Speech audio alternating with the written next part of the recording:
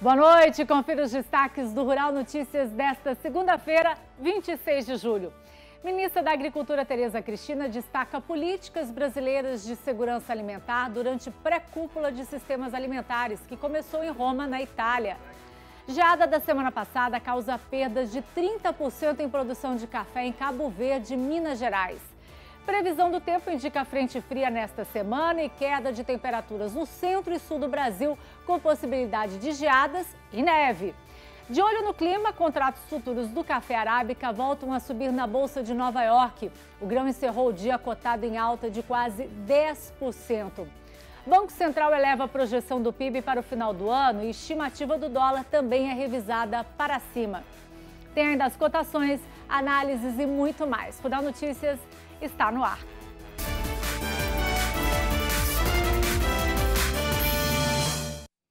A ministra da Agricultura, Tereza Cristina, participou hoje da pré-cúpula de sistemas alimentares em Roma, na Itália. O evento é uma prévia da cúpula sobre sistemas alimentares de 2021, que acontece em setembro, nos Estados Unidos. Durante a pré-cúpula, na sessão Erradicando a Fome de Forma Nutritiva e Sustentável, Tereza Cristina falou sobre a importância das políticas brasileiras de segurança alimentar, apoio à produção sustentável e aumento da oferta e do acesso aos alimentos. A ministra também afirmou que acabar com a fome é um dos desafios mais urgentes de nosso tempo e que dados de qualidade e monitoramento são essenciais. E sobre esse assunto, a nossa equipe de Brasília conversou com o assessor especial da ministra Tereza Cristina, Fernando Zellner. Ele falou sobre a posição do Brasil em relação ao que deve ser discutido na cúpula e a participação presencial da ministra no evento. O Brasil está preocupado em assegurar as condições para que a agricultura e a pecuária brasileiras continuem se desenvolvendo da forma como se desenvolvem, rumo à sustentabilidade, sem imposições externas que não tenham base científica. Então, o que nos preocupa é a imposição de modelos alheios à realidade brasileira, que resultarão em restrições ao que se pode fazer ou não aqui no Brasil. A gente acha que a sustentabilidade é uma questão de ciência, não é? Então, através da ciência e inovação, a gente pretende continuar aprimorando a sustentabilidade dos nossos sistemas produtivos, sem que nos seja ditado de fora o que é ou não sustentável. O Brasil acredita que há uma diversidade de modelos e sistemas produtivos que, desde que sejam sustentáveis e apoiados em princípios e critérios científicos. Então, a preocupação é a imposição de regras que não estejam baseadas nesses princípios e que aí possam gerar restrições comerciais, enfim, restrições de todo tipo. Bom, em setembro a gente espera, no fundo, que a situação já esteja boa o suficiente para que todos os países possam participar presencialmente, né? E a ministra certamente quererá estar lá para verificar, inclusive, se o resultado, né, se as gestões que a gente vai fazer agora deram resultado também, para poder influenciar as decisões de última hora que serão tomadas lá. Então, é bem provável que ela esteja em Nova York também. O assessor especial da ministra Tereza Cristina comentou ainda sobre a importância do Brasil como grande produtor e exportador de alimentos.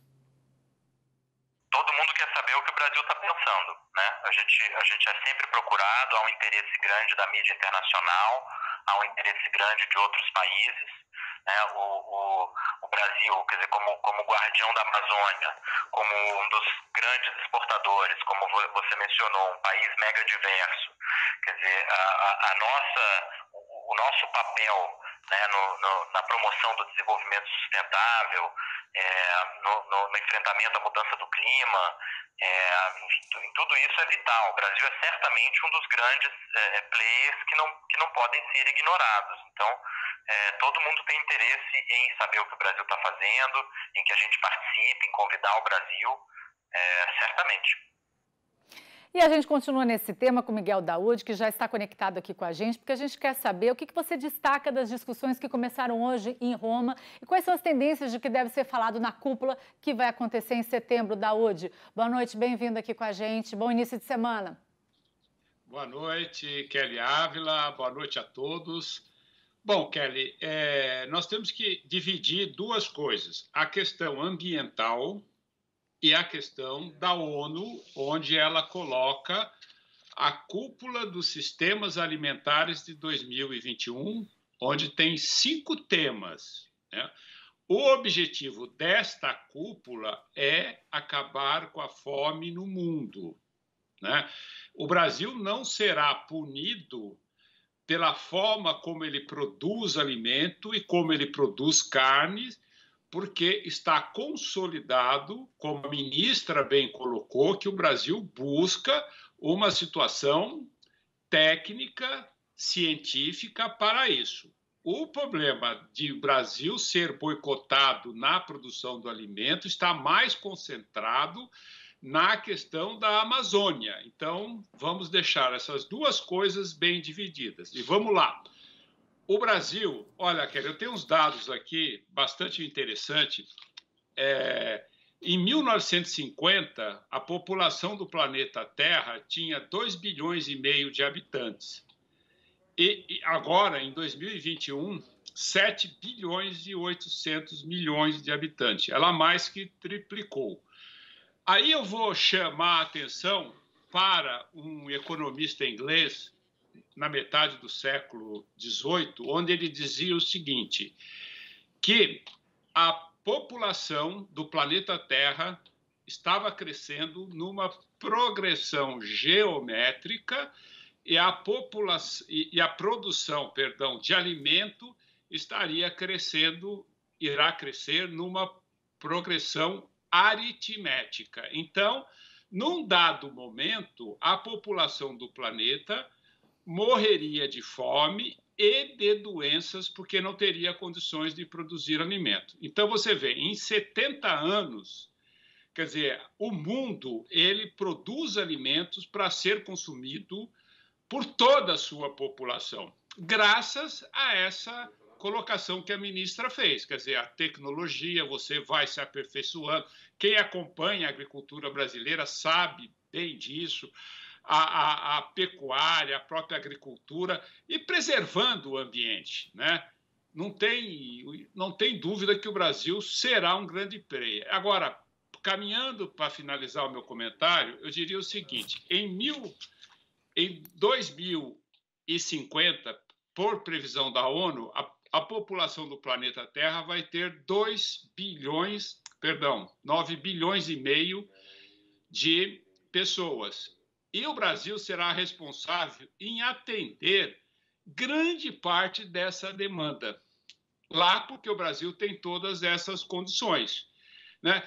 A questão da pobreza, a questão da fome no mundo não está relacionado à falta de alimento, e sim à falta de renda das populações. Agora, se você quer exterminar a fome na África, acabar com a fome na África, você tem que fazer troca de renda via comércio com esses países. Aqui no Brasil, nós temos mecanismo de transferir renda para as pessoas mais pobres para não morrer de fome, que eles não têm dinheiro no mundo. Então, eu acho que a ONU, esse foco que a ONU vai dar nesta cúpula, ela está muito calçada em relatórios da Oxford, lá do Fórum de Davos, onde mostra a miséria que o mundo tem devido à concentração de renda.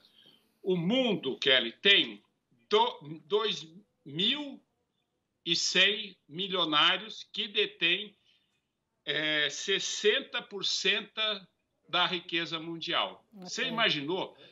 4 bilhões e 600 pessoas do planeta não têm a riqueza de 2 bilhões. Então, o problema do mundo da fome está relacionado à distribuição de renda da população mundial, de forma que você mantém essas pessoas nos seus países com poder de compra de alimento. Então, nesse sentido, eu diria o seguinte, a população do mundo não morreu, né, de fome e nem de doenças, graças à evolução da tecnologia que trouxe a produção de alimento para que toda a população mundial tivesse esses alimentos. Agora, a questão da renda é uma questão econômica, está muito centrada nos países ricos que devem fazer troca de renda com esses países através do comércio, via comércio. Você importa o que for possível desses países, dá dinheiro para eles, eles vão comer e vão consumir os produtos que hoje precisam, porque o capitalismo, nesse momento, está sob risco, porque o consumidor está se afastando sem poder de compra. Kelly Ávila. Nós temos aí tecnologia, falta uma melhor distribuição, né, de renda, como você disse. Obrigada, Idaúde. Boa noite para você. Boa noite, um abraço. E todas as projeções da economia brasileira para o fim do ano foram elevadas pelo mercado financeiro. As informações foram divulgadas hoje pelo Banco Central. Vamos ver? O IPCA 2021, índice que mede a inflação oficial do país, passa de 6,31% para 6,56%. Já a projeção do Produto Interno Bruto, PIB, passou de 5,27% para 5,29%. A estimativa da Selic, taxa básica de juros, passou de 6,75% para 7% para o fim deste ano. E o câmbio para o fim de 2021 também foi elevado. Passou de R$ 5,05 para R$ 5,09. Vamos ver aí como é que fechou a moeda norte-americana hoje. O dólar terminou o dia com queda aí de 0,70%, fechou em R$ 5,17 mais 4. Já a Bolsa de Valores de São Paulo, vamos dar uma olhadinha aqui, Bovespa, 126.003, queda aí de 0,76%. E veja a seguir o fechamento das principais commodities e ainda o novo ciclo das commodities é tema de seminário promovido pela Confederação da Agricultura e Pecuária do Brasil. A gente volta já.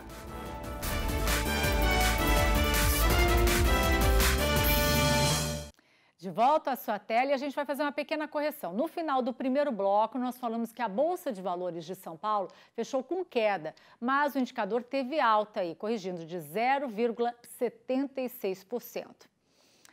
E chegou a hora de vermos o fechamento das principais commodities. Vamos acompanhar juntos aqui na tela? Vamos ver aqui como é que fechou as commodities. Fechamento aqui, olha aí, Bolsa de Chicago, soja, setembro, $13,62 em alta. Milho Chicago, setembro, também 5,49 em alta. Café Nova York, 2,07 em alta. E trigo Chicago, setembro, também $6,77 em queda.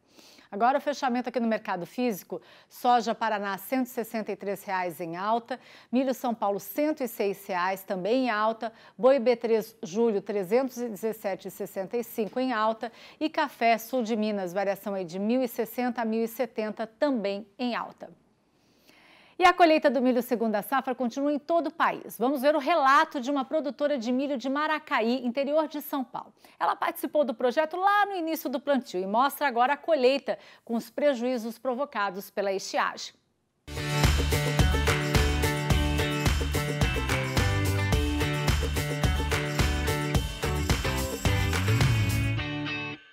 Oi, Canal Rural, eu sou Mariana Elsner, sou produtora rural do Grupo Elsner Agronegócios. Já estive aqui no Mais Milho no começo desse ano, mostrando exatamente essa área nossa no interior do estado de São Paulo.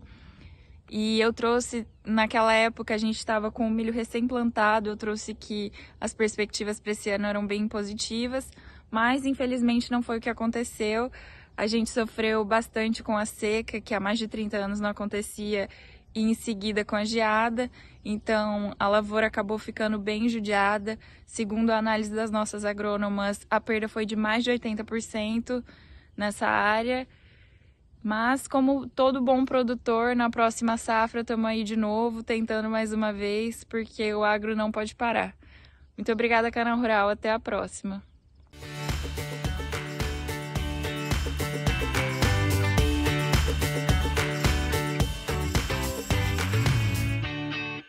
Muito bacana o recado, e apesar dos desafios, o agro não pode parar. E olha só, o Projeto Mais Milho completa 5 temporadas. Para comemorar, a gente vai escolher o personagem Mais Milho 2021. São 5 produtores que fazem a diferença na cadeia produtiva do cereal. Nesta quarta, dia 28 de julho, vamos conhecer quem são os vencedores, às 19 horas e 5 minutinhos coladinho com o RN. Vamos relembrar os indicados? Karine Schneider Pfeiffer, de Chapadão do Céu, Goiás. Eliseu José Scheidler, de Boa Vista das Missões, Rio Grande do Sul. Cássio Kossatz, de Ponta Grossa, Paraná. João Carlos de Domênico, de Campos Novos, Santa Catarina. Cláudia Stefanello, de Sidrolândia, Mato Grosso do Sul. O novo ciclo das commodities foi tema de um seminário promovido hoje pela CNA, Confederação da Agricultura e Pecuária do Brasil. O seminário foi dividido em 2 painéis. O primeiro, moderado pelo coordenador do Núcleo Econômico da CNA, Renato Conchou, que trouxe como tema macroeconomia. O mundo está em um novo superciclo de commodities? O objetivo do debate de hoje é apresentar aos produtores rurais, aos empresários, de uma maneira geral, como que nós podemos trabalhar diante desses cenários.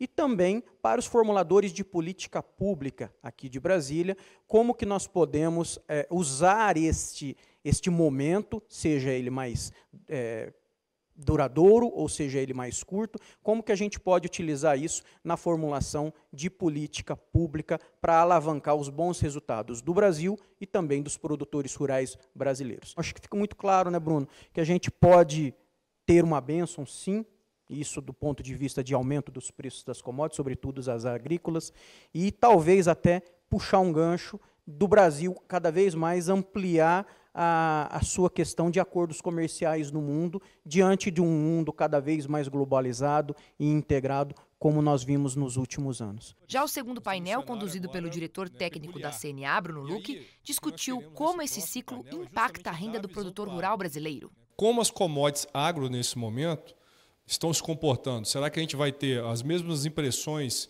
que foram colocadas no cenário anterior, no painel inicial, que deu essa visão macro, né, da economia brasileira e mundial, pegando aí todos os tipos de commodities? Ou nós vamos ter, talvez, um diferencial com tempo mais longo, variáveis mais específicas, que certamente vão contribuir, né, para que esses preços se estendam por um período maior de tempo? Nós tivemos, no caso da agricultura, incrementos significativos, né, no preço dos grãos. Nós saímos, ano passado, aí, da soja de 9 dólares o bucho para 15, né, nesse início desse ano. O milho, a mesma coisa, saindo de 3,5 para 6. Né, o boi, nem se fala, né, dos preços que nós chegamos também, a arroba de boi. E tudo isso também acompanhado de um incremento forte nos custos de produção. A balança comercial brasileira teve superávit de cerca de 1 bilhão e 860 milhões de dólares na quarta semana de julho. Os dados foram divulgados hoje à tarde pela Secretaria de Comércio Exterior do Ministério da Economia. As exportações atingiram aproximadamente 5 bilhões e 900 milhões de dólares, enquanto as importações encerraram a última semana deste mês em pouco mais de 4 bilhões de dólares. Na comparação com o mesmo período do ano passado, as exportações na agropecuária avançaram 13,5%. Já as importações do setor cresceram 50,3%. E veja a seguir na meteorologia, a frente fria derruba temperaturas no centro e sul do Brasil nesta semana, com possibilidade para geadas e até neve. E ainda, produtor de café em Cabo Verde, Minas Gerais, estima 30% de perda na produção por causa da geada da semana passada. É daqui a pouco.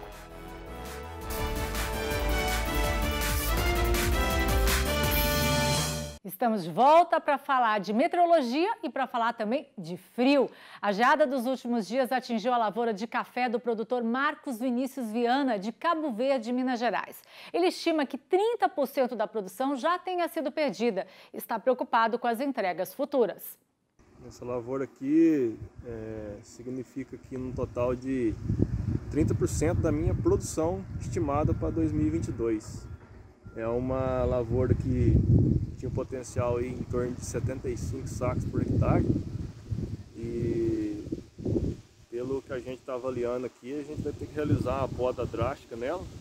Então, dos 75, nada eu vou colher, né, em 2022 nessa lavoura. E no meu total aqui da área atingida pela geada, também 35% da minha lavoura foi atingido, entre café que iria produzir e lavouras que foram implantadas também nesse ano que passou. A gente vai ter uma situação muito delicada, que é em relação às travas, né? Que os produtores, eu acho que muita gente tem aí, a gente vinha de preços aí um pouco baixo, né? E a gente optou pelas travas para ter preços melhores, né? Para frente. E agora pode ser que a gente não tenha o produto para entregar. E os contratos futuros do café arábica voltaram a disparar na Bolsa de Nova York hoje.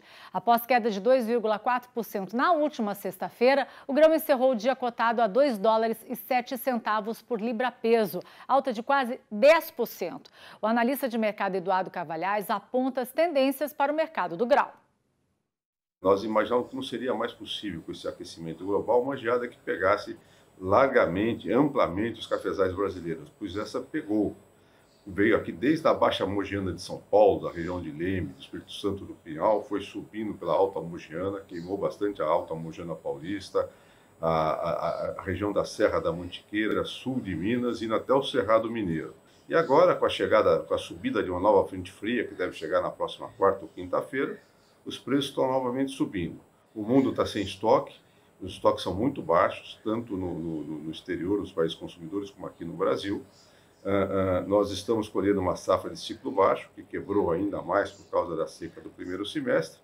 E a safra do ano que vem, que seria de ciclo alto, que todos contavam com uma super safra, que pudesse compensar a quebra desse ano, ela já não vai ser uma super safra, ela vai ser menor do que a safra 2020, recorde, e a cada dia que passa nós vemos que as perdas são maiores ainda. E outra cultura que sofreu com a geada da última semana foi a laranja. Sobre esse assunto, a gente vai conversar agora com o engenheiro agrônomo e consultor em citricultura, seu Arlindo de Salvo Filho, que já aparece aqui. E a gente quer saber, seu Arlindo, vamos ver se ele aparece aqui na tela com a gente. Oi, seu Arlindo, boa noite, bem-vindo. Quero saber se já dá para mensurar quais foram os impactos da geada na laranja. Bem-vindo. Boa noite, Kelly. Obrigado pelo convite. E também todo mundo que está acompanhando aí o canal Rural, né? O impacto da geada da citricultura foi muito grande, porque pegou a região do centro-norte do estado de São Paulo, várias regiões, né? As principais culturas que foram irrigadas, né? Houve queima da florada, houve queima dos chumbinhos, né? Que são os futuros frutos para a próxima safra, né? Houve queima de muita vegetação nova, das plantas novas. Nas partes mais baixas, nas várzeas, houve também morte de planta por causa do frio, né?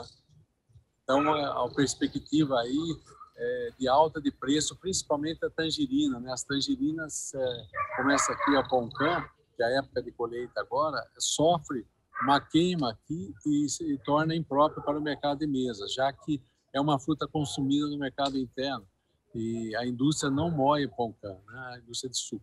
Então, isso aqui, o consumidor vai pagar pela alta, com certeza, das laranjas. Então, esse desenvolvimento está comprometido, seu Arlindo? Perdão? O desenvolvimento está comprometido, seu Arlindo, é isso? Isso, está comprometido, sim. Agora, a geada tem o seu lado, assim, entre aspas, bom, que ela também favorece aí a frutificação da nova safra. Então, esperando que a laranja é bastante resistente ao frio, né?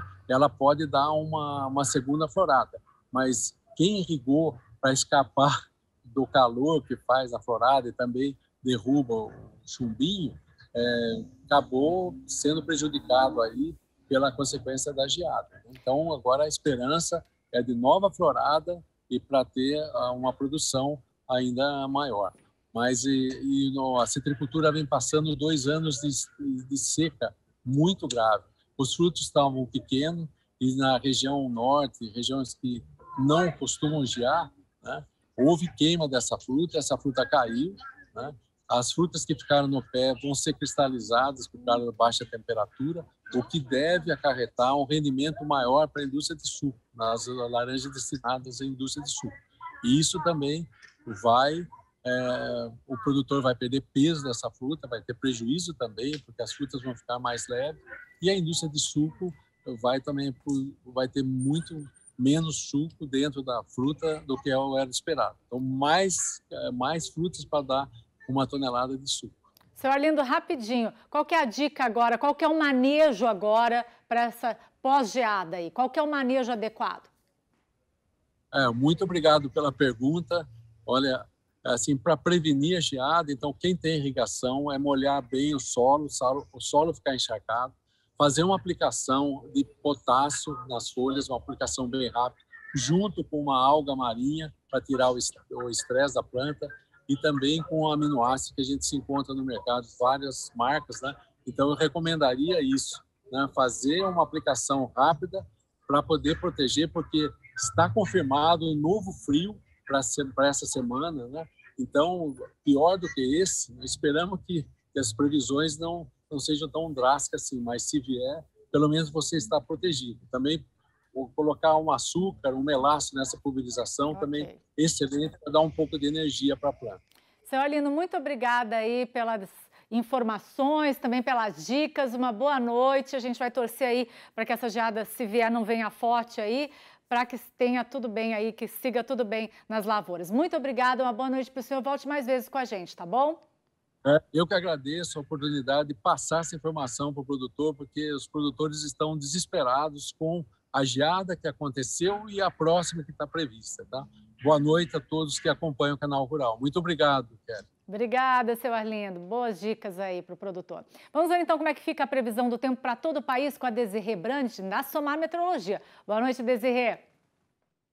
Oi, Kelly, muito boa noite também a todos que nos acompanham. Já temos uma frente fria na região sul do Brasil, a segunda-feira amanheceu com o céu carregado no Rio Grande do Sul e é esta a frente fria que vai trazer a forte massa de ar de origem polar que mais uma vez irá derrubar as temperaturas no centro e sul do Brasil.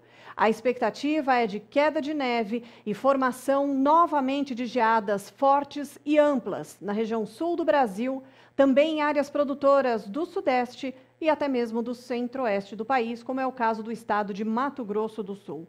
Amanhã a frente fria avança um pouco mais, provoca chuva entre o norte do Rio Grande do Sul, Santa Catarina, Paraná e sul de Mato Grosso do Sul.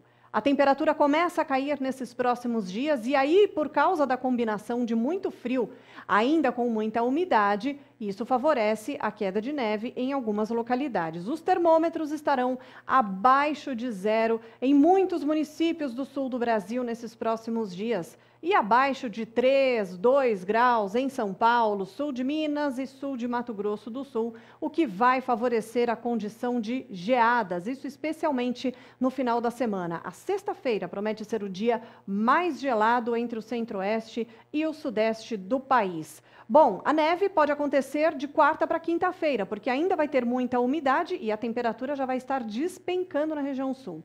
Então tem a possibilidade de nevar não só na Serra Gaúcha e Catarinense, mas também na região do Planalto, no Rio Grande do Sul, Santa Catarina e até mesmo no sul do Paraná. E não está descartada a possibilidade de nevar também em alguns pontos do sul do Rio Grande do Sul, região da Campanha Gaúcha, por exemplo. A geada vai acontecer a partir da quarta-feira na região sul do Brasil e mais para o final da semana atinge áreas de São Paulo, sul de Minas e também Mato Grosso do Sul.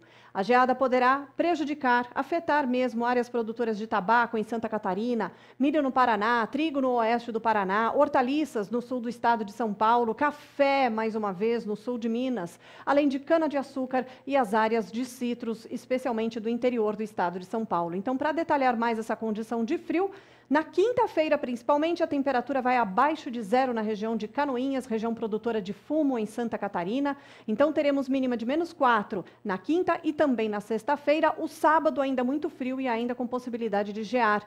Em Cascavel, onde tem o milho precoce, teremos mínima de 3 graus já a partir da quarta-feira, ou seja, já tem geada na quarta e mínimas em torno de 0 na quinta e na sexta-feira também. Guarapuava com 4 graus e ainda com chuva na quarta-feira. Agora, na quinta-feira, o tempo abre, entra em ação o ar polar, que pode provocar geadas mais uma vez em áreas produtoras de milho, onde as mínimas estarão em torno de 1 grau abaixo de zero, na quinta e também na sexta-feira. Itapeva, região de hortaliças, mínimas de 5 graus na quinta e na sexta, pode ser um pouco menos do que isso em algumas localidades, o que vai prejudicar mais uma vez as áreas de hortaliças dessa região do sul do estado de São Paulo. Em Ourinhos, mínima de 4 na quinta e 2 graus na sexta-feira, um potencial maior de geada na madrugada de sexta. Região de Assis, cana-de-açúcar, mínima de 4 graus na quinta e a geada pode aumentar na sexta-feira, quando a mínima fica em torno dos 2 graus. Poços de Caldas, 2 graus na sexta-feira. O maior potencial para geada em áreas produtoras de café está previsto para sexta-feira. Nessa região, com 2 graus, em algumas localidades de café a temperatura pode ficar ainda mais baixa, inclusive com novos recordes, como é o caso da região de Maria da Fé, onde os termômetros poderão ficar 5 graus abaixo de zero. Em relação à chuva, ela alcança até o leste de São Paulo a partir da quarta-feira, com acumulados de 15 a no máximo 30 milímetros. É uma chuva que pode até ser forte, mas ela é passageira.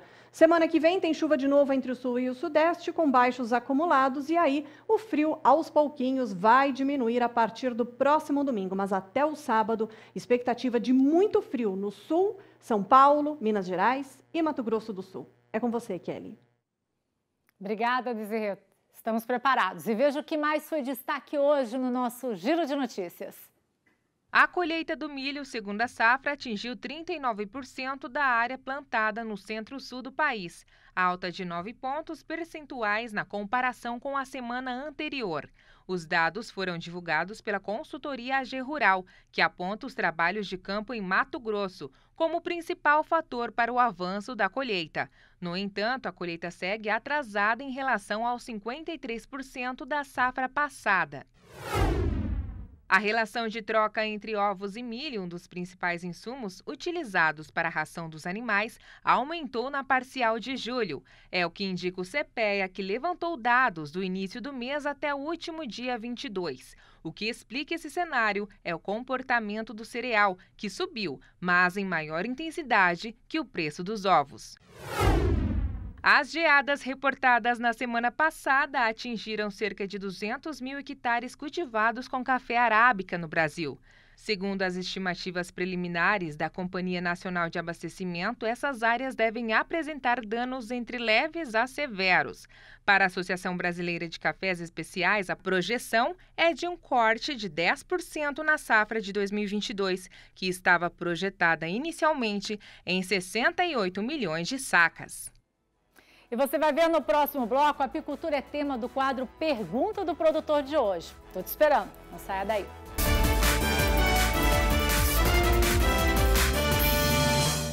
Estamos de volta com mais Rural Notícias e o destaque agora é que dados do Senar São Paulo apontam que a procura por cursos direcionados à apicultura no último ano aumentaram 35%. Destinada aos apicultores, a pergunta do produtor da família Nação Agro vem da cidade de Sete Barras, no interior de São Paulo. Vamos conferir.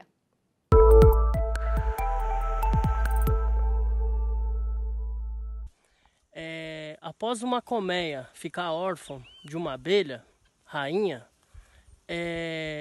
sendo a colmeia estando no estado bom, cheia de crias novas, cria de larva, cria madura, gostaria de saber em quanto tempo elas vão produzir uma nova rainha. Se a colmeia perder sua rainha, dentro de 45 minutos aproximadamente, já se começa a formar uma nova rainha. Então essa nova rainha vai ser formada pelo enxame a partir das larvas de 2 dias. Então isso pode fazer com que em 9 e 10 dias, de 9 para 10 dias já esteja emergindo a nova rainha, que assim, numa condição de emergência, normalmente vai passar a destruir as outras rainhas, vai ter rivalidade entre elas, e isso vai acontecer de uma forma que nos próximos 3 a 4 dias ela faça o voo de reconhecimento. Em seguida, 4º ao 7º dia, faça o voo nupcial e, portanto, depois de fecundada, de 3 a 10 dias, ela inicia a nova postura novamente. Então, podendo levar de 17 a 27 dias para voltar à normalidade. 3 dias, porque depois de fecundada, ela precisa selar a espermateca e isso pode leva normalmente 3 dias. Então, se for época de primavera, em 3 dias após a fecundação, já estaria iniciando postura. Mas o importante é que ela vai emergir de 9 a 10 dias após a perda dessa rainha por uma condição de emergência do enxame.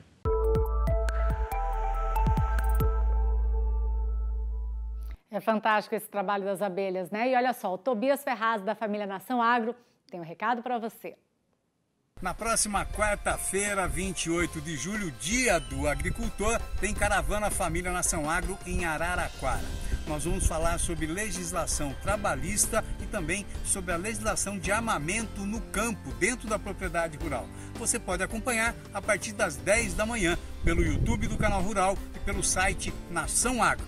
Um abraço e até lá!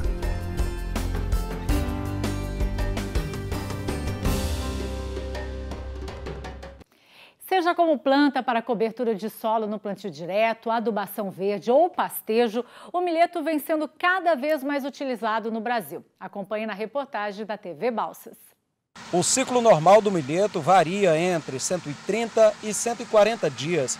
O cereal tem valor proteico superior ao do milho e do sorgo, chegando a 15% de proteína bruta, além de apresentar, enquanto ração, boa palatabilidade e digestibilidade de até 78%.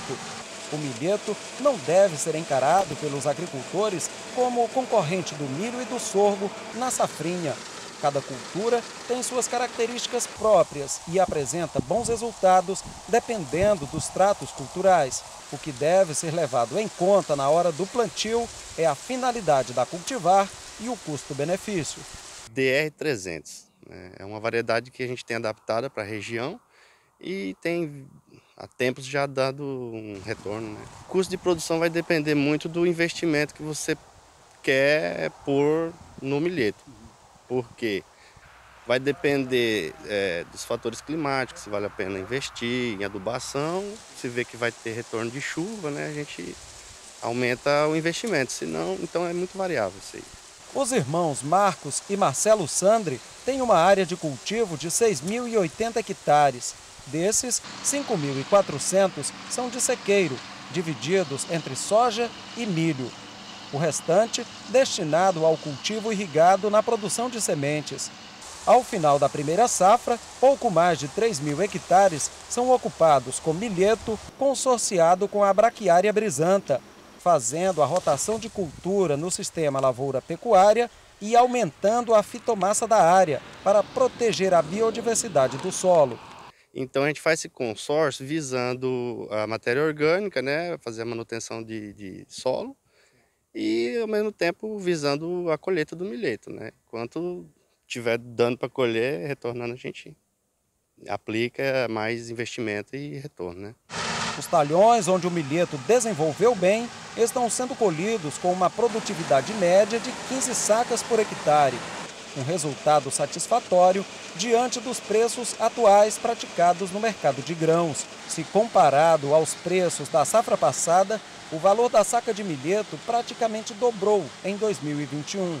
Um excelente negócio para quem tem o produto em estoque disponível para a venda. Hoje está girando em torno de R$70, R$72 o saco. Aí a tendência agora, com o aumento da colheita, é se estabilizar, né? Tem mais gente colhendo agora. E para frente aí a gente não sabe se vai aumentar, se vai continuar ou se vai baixar, né? Comparado com os safras de outros anos passados, ela melhorou bastante o valor, né? O valor hoje nós estamos falando praticamente dobrou, né? Apesar de que o custo também de manutenção vai aumentar, vai dobrar também, né? Mas falando em preço, aumentou bastante. Nesta empresa de compra e venda de grãos, o milheto é um dos cereais que tem boa saída. Comprado por criadores para complementar a ração balanceada dos animais criados em confinamento, sobretudo nas granjas de suíno e frango, nos estados do Maranhão, Ceará, Rio Grande do Norte e Pernambuco. Semanalmente, das 600 toneladas de grãos que saem desses galpões, 15% são de milheto. O milheto hoje ela está em ascensão, né? Então o nosso público hoje, a Agrolinha, ela atende as granjas, né, que as aves. E para esse público, o milheto é interessante, eles compram bastante agora nesse período de colheita por causa do preço, a questão da lei da oferta e demanda, e a gente faz toda essa comercialização. O milheto para a granja de ave, ela reduz 20% o farelo de soja, e também o milheto no processo de ração, ela não precisa ir para a moagem, ela vai direto para o coxo da ave. Com o mercado de grãos em alta, Os produtores rurais do sul do Maranhão seguem otimistas com as perspectivas do agronegócio. Mesmo assim, seguem atentos com o aumento de custo de produção. Os fertilizantes subiram demais, quase dobraram de preço aí em relação ao ano passado. Então, a gente tem achado que esse recurso talvez não seja suficiente para bancar o custeio da próxima safra. Para equipamentos, máquinas agrícolas também foi aumentado a linha de crédito, só que também as máquinas e equipamentos subiram muito. Então, pode ser que esse recurso do Plano Safra não seja suficiente para financiar toda a expansão que o agricultor vai querer ter em máquinas agrícolas e também para custear toda a produção agrícola. E o Rural Notícias termina aqui. Muito obrigada pela sua companhia. Bom início de semana. A gente se vê. Tchau!